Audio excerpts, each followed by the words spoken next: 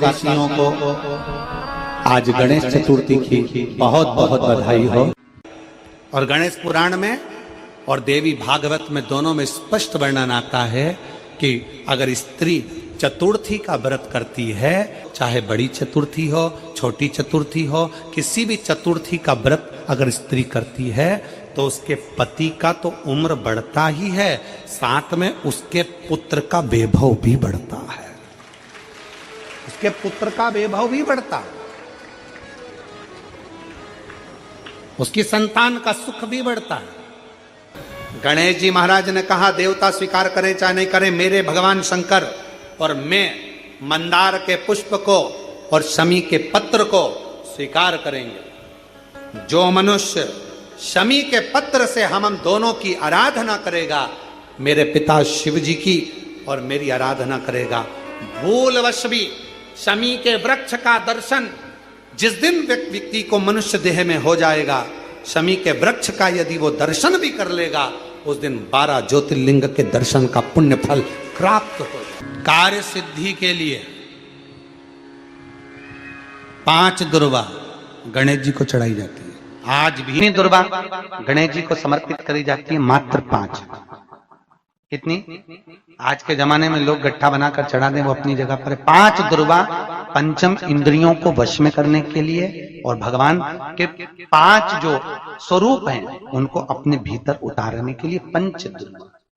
और दुर्वा में भी 3 गांठ। जब दुर्वा समर्पित करी जाती है तो उसमें नीचे दुर्वा की डंडी पर गांठ रहती है, 3 छोटी छोटी गांठें होना चाहिए। कितनी गांठ?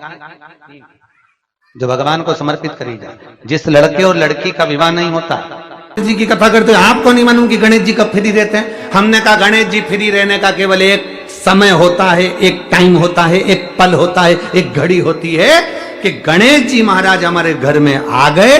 गणेश जी की सबसे पहली जो आरती हो, उस आरती के समय पर अगर धूप बत्ती जलाई जाए या गोबरी को जलाकर उसमें गूगल छोड़ी जाए और गूगल छोड़ने के बाद गणेश जी का नाम ध्रुम वर्ण कह दिया जाए तो गणेश जी को तुम्हारे घर की पूजा स्वीकार करना पड़ती है। बस वो समय हम जानते, हम तो बस उतना जानते हैं कि शिव महापुराण में लिखा और मुद्गल पुराण में लिखा, गणेश पुराण में लिखा, गणेश जी का एक नाम होता है ध्रुम वर्ण। क्या नाम है? ध्रुम वर्ण गणेश जी का एक नाम होता है। जब हम धूप जलाकर और धूप लगाने के बाद में गणेश जी की सबसे पहली आरती करने के पहले अगर हम सबसे पहली आरती गणेश जी की कर रहे हो, अपने घर में स्थापना कर रहे हो, बिठा रहे हो, और तुम चाहते हो कि गणेश जी की आरती करने के पहले अगर हम सबसे पहली आरती गणेश जी की कर रहे हो, अपने घर में स्थापना कर रहे हो, बिठा रहे हो, और तुम चाहते हो कि गणेश जी मेरे घर में आके मेरी पूजा को स्वीकार करें और जो मांगू मेरा गणेश मुझे दे 10 दिन के अंदर, तो पहला नाम लेकर पुकार लेना ध्रुम वर्ण विनायक, बैठो, बस काम हो गया। वो फ्री होकर आता है, वो बैठता है, अलमस्तता में बैठता। जी महाराज को जो दुबा आप लोग समर्पित करते हैं उसको मोली से बांधकर कभी नहीं चढ़ाइए, मोली से धागे से बांधकर नहीं चढ़ाइए, दुबा से ही उसको लपेट दीजिए, दुबा से ही उसको बांधिए और प्रयास करा करो कि दुर्वा जहां गणेश जी का दांत टूटा है उसी ओर गणेश जी को समर्पित करिए। दुर्वा का क्रम है। मनोकामना प्राप्ति के लिए 21 दुर्वा, वंश वृद्धि के लिए 11 दुर्वा, कार्य सिद्धि के लिए 7 दुर्वा और अच्छे एग्जाम में पास होने के लिए 5 दुर्वा का प्रमाण शिव महापुराण में वर्णन है। भगवान गणेश जी मैया को प्रसन्न करने के लिए 8 रूप में धारण करते हैं। 8 रूप भगवान गणेश जी ने धारण किए। एक मयूरेश्वर गणेश, दूसरा सिद्धि विनायक, तीसरा बल्लालेश्वर, फिर वरद विनायक, फिर चिंतामणि, फिर गिरजात्मज, फिर भगवान गणेश विघ्नेश्वर अष्ट विनायक, फिर महागणपति। ऐसे गणेश जी के 8 नाम हुए। उस समय तिजोरी के अंदर जो गणेश की प्रतिमा रखी जाती है, किस नाम से रखी जाती है? तो तिजोरी में हम जो गणेश की प्रतिमा रखते हैं वो वरद विनायक के नाम से रखते हैं। कौन सा गणेश? वरद। वरद विनायक के नाम से तिजोरी में गणेश रखते हैं। मेरा भोलेनाथ आपको ना कभी दासी बनाना चाहता है, मेरा भोलेनाथ ना आपको कभी नौकर बनाना चाहता है, मेरा भोलेनाथ ना कभी आपको सेविका बनाना चाहता है। मेरा भोलेनाथ तो आपका हाथ पकड़कर इस संसार सागर से, भव सागर से उन्नति की ओर आगे बढ़ाना चाहता है। वो आपको डूबने नहीं देगा, वो आपको नष्ट नहीं होने देगा, वो आपको तकलीफ में नहीं आने देगा, वो आपको कष्ट की ओर नहीं जाने देगा। वो शिव तत्व है, वो शंकर, वो घड़ी के दाना मेरा वो शिव तत्व है। सुयशा, मैं तुम्हें दासी नहीं बना सकता, मैं तुम्हें सेविका नहीं बना सकता। तो सुयशा ने कहा फिर कोई सेवा मुझे दे दीजिए। शिव जी ने कहा सुयशा, तुम नंदी से विवाह कर लो और नंदी से विवाह कर कर तुम नंदी की धर्म पत्नी बन जाओगी। और नंदी की अगर धर्म पत्नी तुम बन गई तो जिस जगह पर नंदी मेरे मंदिर के बाहर बैठा रहेगा,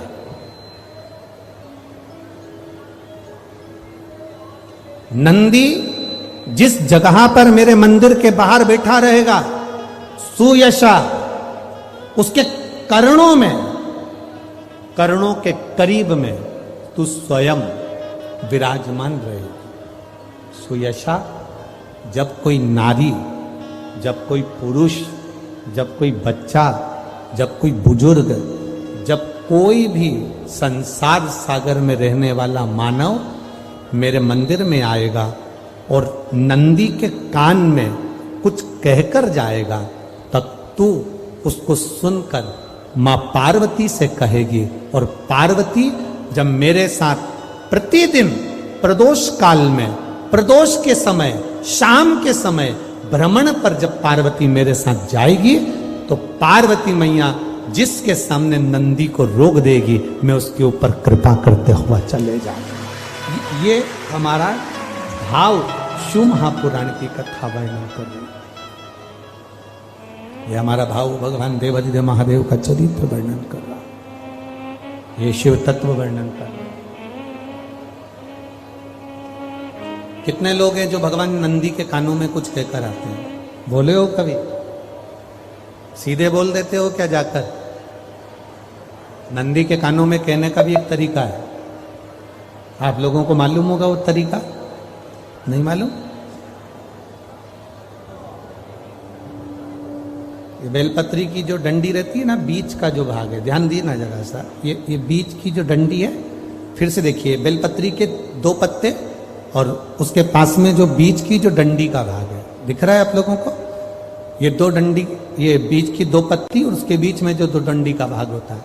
जब हम देवाधिदेव महादेव से कोई बात कहने वाले होते हैं ना कि बाबा बहुत दुखी हूं, बाबा बहुत तकलीफ चल रही है, बाबा मैंने एक कंपटीशन एग्जाम में परीक्षा दी है, बाबा मेरे जीवन में ये तकलीफ हो रही है, बाबा, तब इस बेलपत्री की जो ये डंडी होती है, इस उंगली से, इस अंगुष्ठ से इस डंडी को पकड़ा जाता है और बाबा के कर्ण में कहने से पहले ये हाथ को नंदी के ऊपर रखकर फिर हम बाबा के नंदी के कानों में कहते हैं और चलते समय इस बेलपत्र को अशोक सुंदरी की जगह पर चढ़ाकर वापिस सजाते हैं। देवाधिदेव महादेव को पार्वती की बात मानना ही पड़ती है और वो कहना ही पड़ता है।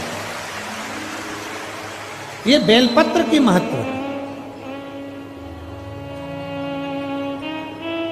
ये जितना फल एक बेलपत्र की पत्ती में, उतना की उतना फल हम आपसे फिर कहेंगे। कभी मौका मिल जाए जिंदगी में, कभी तुम्हारे जीवन में अगर मौका मिले और कहीं बेलपत्री का वृक्ष मिल जाए जिसकी छांव तुम्हारे ऊपर पड़ रही हो, तुम्हारे ऊपर अगर बेलपत्री की छांव पड़ रही हो, उसके नीचे बैठकर कभी मौका मिले, एक बेलपत्री का पत्ता मात्र रखकर आप शिव जी का नाम लेकर जल भी अगर समर्पित कर रहे हो ना, तो वो 12 ज्योतिर्लिंग को जल चढ़ाने के बराबर फल प्रदान कर। एक बेलपत्री का पत्ता, एक बेलपत्री का वृक्ष, एक बेलपत्री के वृक्ष की छांव हमारे जीवन को कृतार्थ कर देती है, धन्य। बड़ा सुंदर भाव व्यक्त करता है।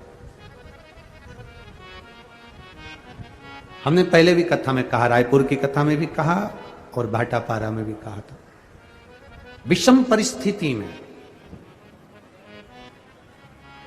किसी के हाथ जोड़ने से अच्छा है, किसी के पास जाकर बैठकर रोने से अच्छा है, देवादिदेव महादेव के मंदिर में एक लोटा जल धीरे धीरे एक बेलपत्री समर्पित कर कर, बेलपत्री की जो डंडी है बस शिवलिंग पर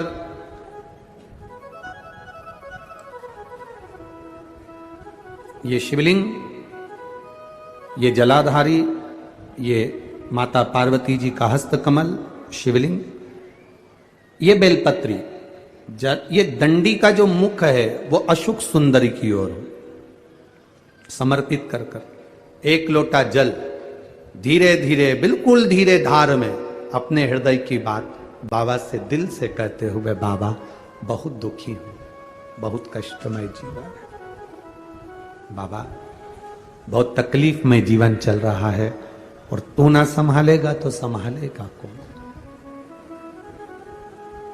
त्वमेव माता च पिता त्वमेव बंधुश्च सखा, सब कुछ तो तुमको मान लिया। जब से शिव महापुराण की कथा सुन रही हूं तब से मैंने किसी को नहीं, केवल आपको पिता माना है, आपको भाई माना है, आपको सखा माना है, आपको अपना माना, आपको दादा माना, आपको मैंने नाना माना। आप ही तो हैं जो संभाल सकते हैं। शिव बाबा से एक लोटा जल अगर समर्पित कर रहे हैं धीरे धीरे, कभी तुम्हारे चित्त में ऐसा आए कि मुझे बहुत टेंशन चल रहा है और मेरा जीवन ठीक नहीं चल रहा, हम कहेंगे, आज के जमाने में लोग हताश हो जाते हैं तो सोचते हैं कि सुसाइड कर लूं, मर जाऊं। हम उनसे इतना सा कहना चाहेंगे कि मरने का प्लान फिर बाद में कर लेना।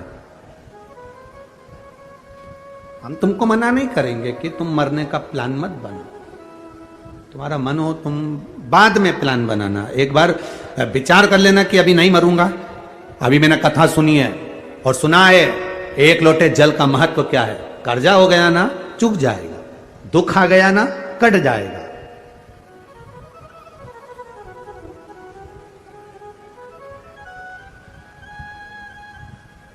कर्जा भी हो गया तुम कटेगा मिटेगा, मरना उसका कोई एक प्लान नहीं है कि कर्जा तुम मर जाओगे तो कर्जा तुम्हारा चुक जाएगा। ना ना ना ना, कर्जा हो गया ना चुकाएगा बाबा। तुम्हारा विश्वास दृढ़ रखो, अपने भजन के बल को बढ़ाओ, शिव मंदिर में जाने का समय का आनंद पाओ, शंकर जी पे एक लोटा जल चढ़ाओ तो दिल से चढ़ाओ, राम नाम कृष्ण नाम शिव नाम जो जप रहे हो उसको दिल से जपो, भगवान की भक्ति दिल से करो। आया हुआ समय, आया हुआ दुख कटेगा, थोड़ा समय लगेगा, धीरे धीरे धीरे धीरे वो कट जाएगा। वो बर्तन होता है ना बहुत काला हो जाता है तो उसको माताएं रगड़ती है, वो साफ नहीं होता तो फिर क्या करते हैं उस बर्तन को? अगर बर्तन साफ नहीं हो ना तो फिर उसको क्या करते हैं, उसमें छाछ भर देती है, दही भर देती है, नींबू लगाकर छोड़ देती है, खट्टी चीज से वो साफ हो जाएगा। तो थोड़ा अगर समय लग रहा है और लगे कि तुमको कि ये ठीक नहीं हो रहा तो समझ लेना कि भगवान ने भी कोई छाछ भर दी होगी, भगवान सुन क्यों नहीं रहा, भगवान ने भी कोई दही भर दिया होगा, ये समर क्यों नहीं रहा, ये ठीक समय आ क्यों नहीं रहा। आएगा, थोड़ा बाबा पर भरोसा रखो, विश्वास रखो, सारी समस्या का हल एक लोटा आप बाबा को समर्पित करो। बोल बम का नारा है, बाबा एक। और पानी बहुत तेज आ रहा था, संत की कुटिया में आ गए। संत की कुटिया में जैसे चोर आए, आते सी चोर ने संत की कुटिया में आते सी संत ने पूछ लिया, कौन हो तुम, कौन हो? चोर ने कहा मैं चोर हूं, मेरे पास चोरी का सामान है। संत ने कहा चलो बाहर निकलो, हमारे आश्रम में रहोगे, चोरी कर कर आ रहे हो, चोरी का सामान लेकर आ रहे हो, चलो निकलो यहां से बाहर। और संत ने उसको धक्का देकर बाहर निकाला। पानी बहुत तेज आ रहा था, उस जलवृष्टि में वो गीला हो रहा था, कांप रहा था, ठंड सी लग रही थी उसको, पानी में गीला हो रहा है, कांप रहा है, दांतोड़ी बज रही है, उसके दांतों में से आवाज आ रही है। संत अंदर आ गए, दरवाजा बंद कर लिया, अंदर आकर संत माला लेकर बैठ गए, साधु माला लेकर बैठ गए, तपस्वी माला लेकर बैठ गए, सन्यासी माला लेकर बैठ गए। इतने में आकाशवाणी हो गई और आकाशवाणी होकर कहा, अरे ओ संत, तुझे तो आज मालूम पड़ा कि ये चोर है, मुझे तो माता के गर्भ में था तब मालूम था कि ये चोर बनेगा। मैंने फिर भी जन्म दिया और माता के गर्भ से उसको प्रविष्ट करा, तो तू अपनी कुटिया से क्यों बाहर निकाल रहा है? मुझे तो पहले से मालूम है, माता के गर्भ से बच्चे की जब नाल कटती है, बच्चा जब जन्म लेता है, माता के गर्भ से जब बालक जन्म लेता है, बालिका जब जन्म लेती है, माता के गर्भ से जब बच्चा जन्म लेता है, नाल कटते से उसका भाग्य लिख दिया जाता है कि ये क्या बनेगा, क्या करेगा, मृत्यु लोक में जाकर कितना इसको भजन करना है, कितना दान करना है, कितना पुण्य करना है, कितना सत्कर्म करना है, कितना नाम जाप करना है, कितना मंत्र जाप करना है, कितनी निंदा करना है, कितनी चुगली करना है, कितनी बुराई करना है, उसके लेख पर लिख दिया जाता है कि इसको इस समय पर इतनी बुराई करना ही पड़ेगी, इसको इस समय पर इतना भजन करना ही पड़ेगा।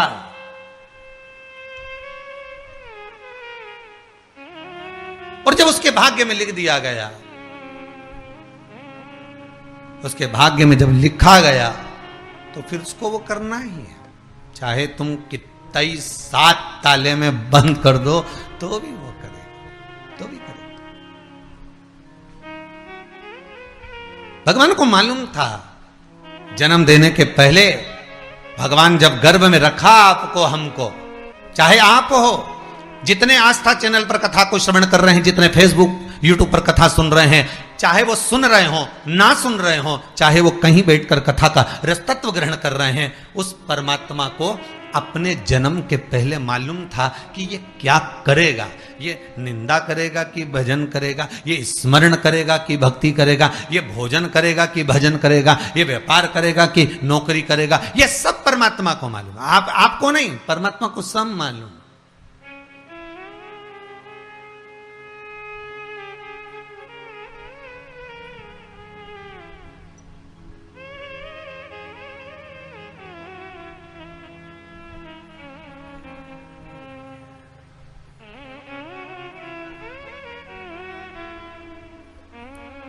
यशोदा जी की गोद में भगवान कृष्ण को जब देखा गया, यशोदा जी की गोद में जब लाला को देखा गया, महाकाल राजा ने, मेरे भगवान भूत अधिपति भूतेश्वर मेरे शिव ने कहा कि इसके मस्तक पर काल मंडरा रहा है, इसके मस्तक पर काल मंडरा रहा है, ये कह दिया।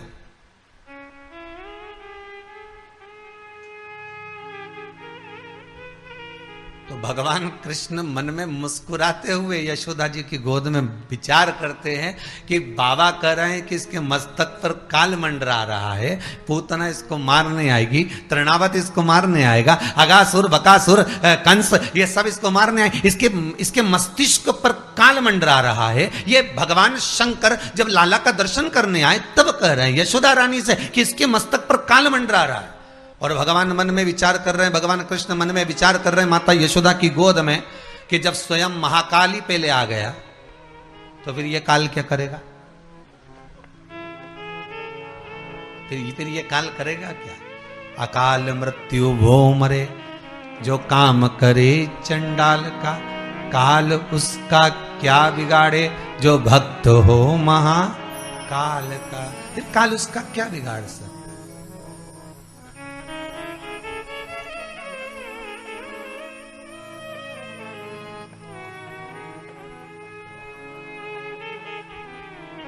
तो बिगाड़े तो बिगाड़े क्या?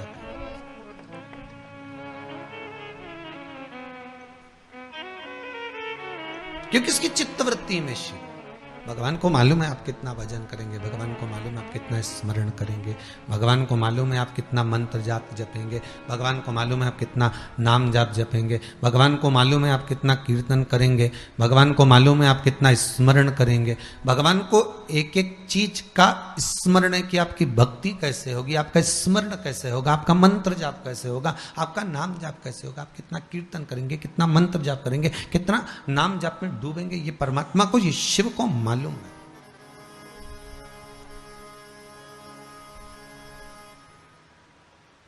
भगवान को ये ज्ञात है, पर हम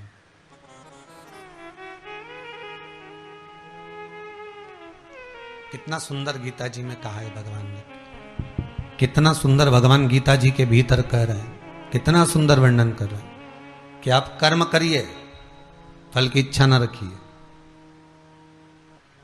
आप तो केवल कर्म करो।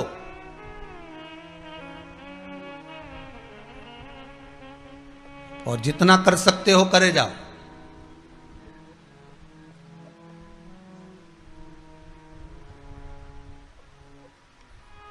जिस पल, जिस घड़ी, जिस क्षण आपको लगे कि अब मैं कर्म करते करते हार गया, थक गया, अब मेरे बस का कुछ भी नहीं रहा, तब फिर विचार कर लेना। पर कर्म से पीछे मत हटना।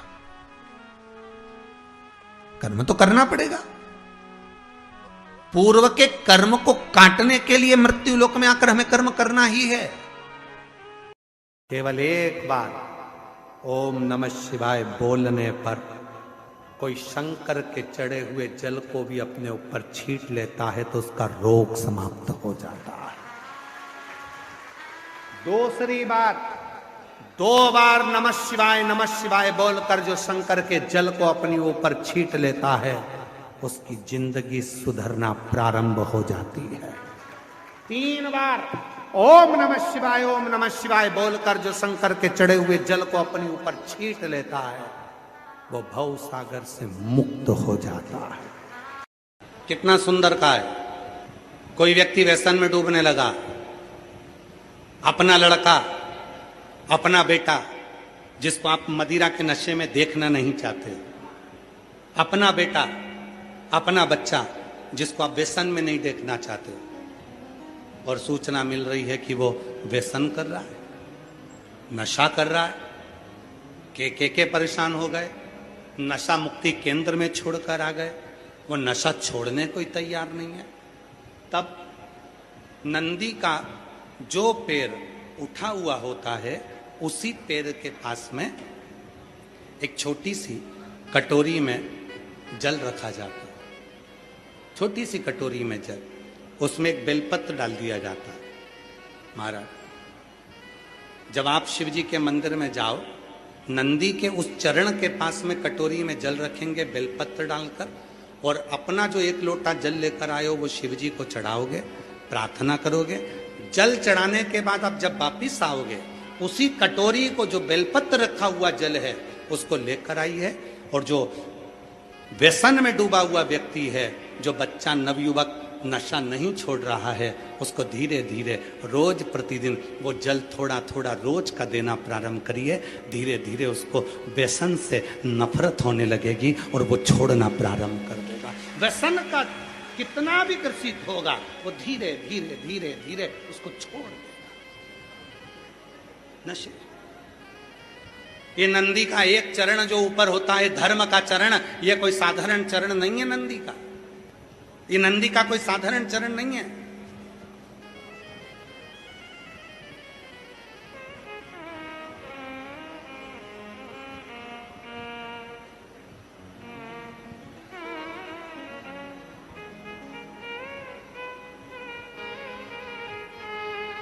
ये नंदी का जो चरण है, जिसका चरण ऊपर की हो रही है, साधारण चरण नहीं है।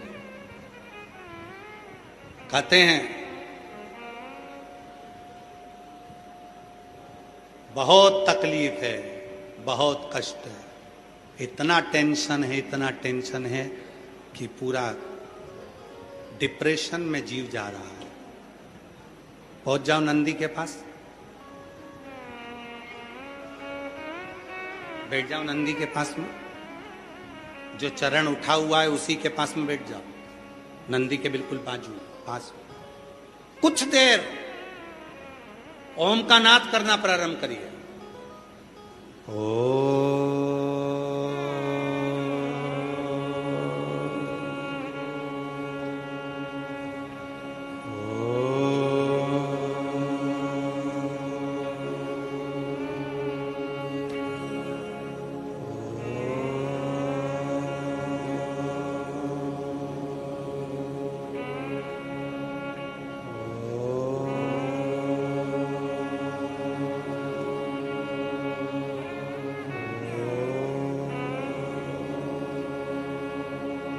जब हम नंदी के चरण के पास में बैठकर ओम का नाद करते हैं, अभी अभी आप 2 क्षण के लिए, अगर आपके आमने सामने से कोई नहीं जा रहा हो तो आप बड़े प्रेम से, बहुत भाव के साथ अपना सीधा चरण थोड़ा सा खड़ा करिए, जितने जमीन पर बैठे हैं वो 2 क्षण के लिए बस कर देखिए। 2 क्षण के लिए सीधा चरण आगे करो और 5 बार ओम का नाद कर देखिए। कमर दुख रही है, पीठ दुख रही है, सिर दुख रहा है, डिप्रेशन हो रहा है, टेंशन है, 5 बार ओम का उच्चारण करना है आपको। केवल चरण आप इस तरह से इसको चरण को रख लो, बस केवल इस चरण को खड़ा करो और साथ में ओम का लंबा नाद करेंगे। सब साथ में बोलेंगे, सबके मुख से शब्द निकलना चाहिए और अच्छा लंबा स्वर निकलना चाहिए, अच्छी आवाज निकलना चाहिए, एकदम गुप्त चुप रहकर नहीं, लंबा स्वर।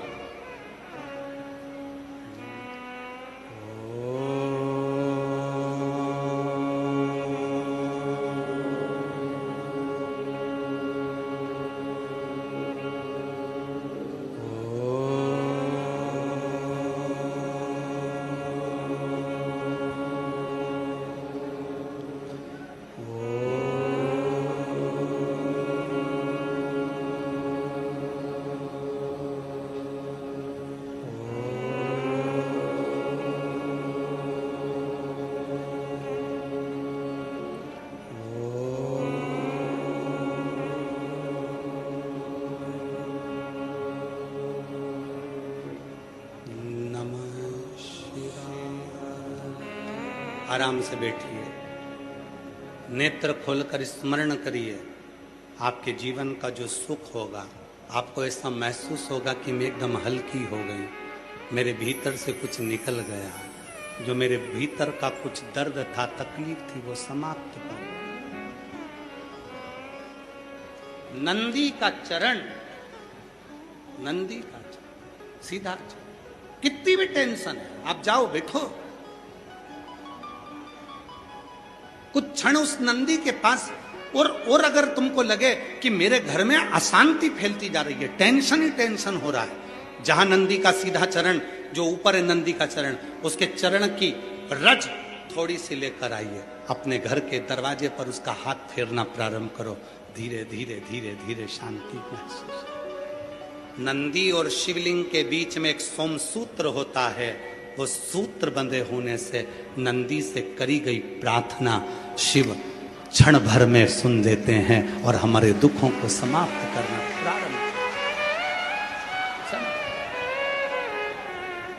जितने आस्था चैनल पर कथा सुन रहे हो, जितने फेसबुक और यूट्यूब पर सुन रहे हो, बहुत सावधानी से सुनना। पंचमी कौन सी तिथि? पंचमी, चाहे वो शुक्ल पक्ष की हो, चाहे वो कृष्ण पक्ष की। शिव महापुराण की कथा कहती है, आपको सुख अनुभव हो जाए। कार्य सिद्ध। जिंदगी में कभी संपदा कम नहीं हो सकती, संपदा बढ़ती ही चली जाती है। संपदा घट नहीं सकती, बढ़ेगी और घटेगी। कष्ट नहीं आ सकता, रोग बीमारी तकलीफ नहीं आ सकती। आपके लिए तो लाभदायक है, समझ लो ये कथा।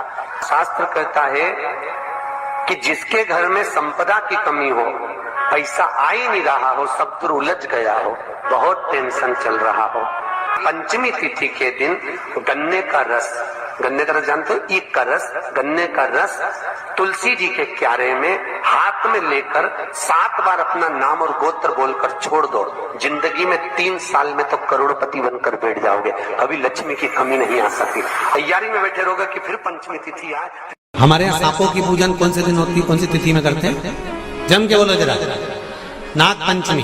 नाग पंचमी का मतलब क्या है? सांपों की पूजन करो। नाग पंचमी का मतलब होता है शंकर जी के मंदिर में जाकर 1 लोटा जल समर्पित कर दो। उसका कारण क्या है कि हमारे परिवार में, हमारे कुटुंब में, परिवार में कोई 7 पीढ़ी के अंतर्गत भी अगर कोई जीव तड़प रहा होता है, पड़ा हुआ होता है, उसकी मुक्ति नहीं होती है, तो पंचमी का चढ़ा हुआ जल उस जीव को प्राप्त हो जाता है और वो जीव तर जाता है, उसका फिर जन्म नहीं होता, वो तर। श्री शिवाय नमस्तुभ्यम। मेरे चैनल को सब्सक्राइब करें, बेल आइकन प्रेस करें, जिससे कि आपको लेटेस्ट वीडियो की नोटिफिकेशन मिल जाएगी।